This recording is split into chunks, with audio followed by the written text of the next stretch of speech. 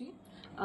আমি আপনাকে জানাবো গত 16 জুলাইতে আমাদের এখানে একটা কমপ্লেন্ট রিসিভ হয়েছিল দ্য নিউ পরিতোষ জুয়েলার্সের ওনারের তরফ থেকে। উনার সাথে একটা ঘটনা এরকম ঘটেছে কি গত 11 তারিখ, এই মাসের 11 তারিখ উনার কাছে অনলাইন একটা অর্ডার এসেছিল, একটা সোনার গয়নার অর্ডার, যেটাতে উনি অনলাইন মানে কাস্টমার যারা অর্ডার প্লেস করেছিলেন উনি অনলাইন পেমেন্ট করেছিলেন। অনলাইন পেমেন্ট করে ফোনপে পেমেন্টের স্ক্রিনশটটা উনি শেয়ার করেছিলেন দোকানের ওনারের সাথে। তো ওইটা দেখে ওনারটা দোকান ওনাকে মালটা ডিসপ্যাচ করে দিয়েছে। তো উনাকে মাল 13 তারিখে উনাকে ডেলিভারি হয়েছে। এটা বাগবিহাটা থানা আন্ডারে অ্যাড্রেস দেওয়া ছিল, সেখানে ডেলিভারি হয়ে গেছে। তো ডেলিভারি হওয়ার পরে 14 তারিখে ওনার দেখতে পেরেছেন কি আবার একটা অর্ডার এসেছে। তখন উনি ওই পেমেন্টটাকে ভেরিফাই করতে গিয়ে এটা বুঝতে পেরেছেন কি আগের যে 11 তারিখে অর্ডার হয়েছিল সেটার টাকা ওনার অ্যাকাউন্টে ঢুকেনি। তো এটা মানে ভালো করে ভেরিফাই করে উনি জানতে পেরেছেন কি হিনার সাথে একটা ফ্রড হয়েছে। তো যেটার মাল উনি পাঠিয়ে দিয়েছেন কিন্তু টাকাটা উনি পায়নি। তো উনি এসে থানাকে জানিয়ে যখন কমপ্লেন্ট হয়েছে, আমার হাবড়া থানা ওটাকে তদন্ত করে দেখেছে কি হ্যাঁ এরকম সত্যি হয়েছে কি ইনার অ্যাকাউন্টে টাকাটা ঢুকেনি, কিন্তু মালটা ইনি বলছেন ডেলিভারি করে দিয়েছেন এবং ইনভয়েস সবকটাই ইনি দেখাইছেন।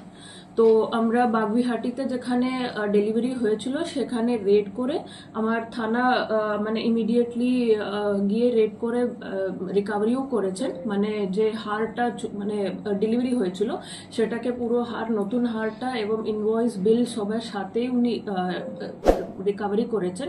তার সাথেই অ্যাকিউজডকে অ্যারেস্টও করা হয়েছে। একজন এখানে অ্যারেস্ট হয়েছে, আপনারা দেখছেন। উনার ইন্টারোগেশন করার সময় উনার পাশ থেকে আরেকটা বিল, ইনভয়েস এবং আরেকটা হারও পাওয়া গেছে। আপনারা দেখলেন দুটো হারের রিকভারি আমরা দেখিয়েছি। তো আরেকটা হার যেটা ছিল ওইটা আমাদের জেলার একটা দ্য পরিতোষ জুয়েলার্স বলে একটা দোকানের। তো অশোকনগরের এই দোকান, ইনার দোকানেও সেম রকমই ইনসিডেন্ট হয়েছিল, কিন্তু এটা গত মাসের 22 তারিখ মানে 22 জুনে উনি এই অর্ডারটা প্লেস করে এবং ডেলিভারিও পেয়ে গেছিলেন।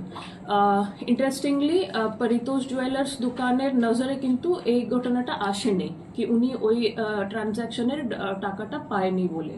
তো এবং যখন আমরা হারটা রিকভারি করে ভেরিফাই করলাম তো উনি জানালেন কি হ্যাঁ উনিও টাকাটা পায়নি কিন্তু মালটা উনি পাঠিয়ে দিয়েছেন। তো এরকম আমাদের টিম দুটো সোনার হারটাকে রিকভারি করেছে, একজন অ্যাকিউজকে ধরেছে এবং ওনার একটা মোবাইল ফোনটাও আমরা সিজ করেছি।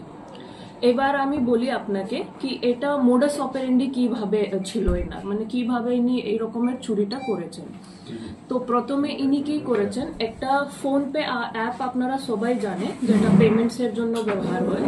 তো ইনি একটা নকল ফোনপে অ্যাপটা তৈরি করেছেন, তৈরি করেনি মানে এটা ডাউনলোড করেছেন, উনি পেয়েছেন এটা।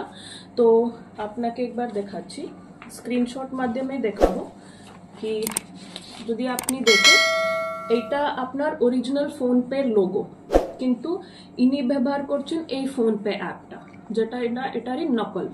তো অ্যাকিউজডের মোবাইল ফোনে দেখা গেছে কি এই রকমের ফোনপে অ্যাপটা ইনি ব্যবহার করছেন। সেখানে গিয়ে উনি যে কোনো হি অ্যাকাউন্ট মানে যখন উনি অর্ডার প্লেস করে দোকানদার ইনাকে একটা কিউআর কোড পাঠায়, তো ওই কিউআর কোডকে উনি স্ক্যান করে যদি টাকাটা পেমেন্ট করে, মানে ওই অ্যাপ থ্রু হি পেমেন্ট, মানে এটা পুরোপুরি ফিকটিশিয়াস, মানে they don't actually make any payment, শুধু ওই কিউআর কোড স্ক্যান করে ওই সমস্ত ডিটেলসকেই দিয়ে উনি পেমেন্ট স্ক্রিনশটটা মানে বার করে ওই অ্যাপের মূলকে আপনি এটা দেখছেন। So this is the screenshot of the payment details, মানে এই রকমের একটা স্ক্রিনশট স্ক্রিন উনি তৈরি করে ট্রানজাকশনের সমস্ত ডিটেলস দিয়ে। তো এটা ফেক জেনারেট করে এটাকে উনি দোকানদারের সাথে শেয়ার করে দেয়। তো এবার যদি কোনো শপকিপার বেশি ভেরিফাই না করে এইটাকেই মানে এই স্ক্রিনশট কাস্টমার পাশ থেকে নিয়ে উনি দেখে যদি মেনে নেয় কি হ্যাঁ ইনি টাকা পাঠিয়ে দিয়েছেন ওর জিনিসটাকে উনি যদি ডিসপ্যাচ করে কোরিয়ার করে পাঠিয়ে দেয়, তাহলে উনারটা এখানে লস হচ্ছে, বিকজ উনার অ্যাকাউন্টে টাকাটা ঢুকছে না, উনি শুধু এই ফেক স্ক্রিনশট পেমেন্টের স্ক্রিনশটকেই মেনে উনি ডেলিভারিটা দিয়ে দিচ্ছেন। আপনারা দেখছেন 24 ঘন্টা ইন্ডিয়া টিভি, সর্বদা সবার পাশে সবার মাঝে। আজ এ পর্যন্ত। সঙ্গে রাখুন 24 ঘন্টা ইন্ডিয়া টিভি, দেখতে থাকুন সব জেলার সব খবর সবার আগে 24 ঘন্টা ইন্ডিয়া টিভির পর্দায়। নমস্কার।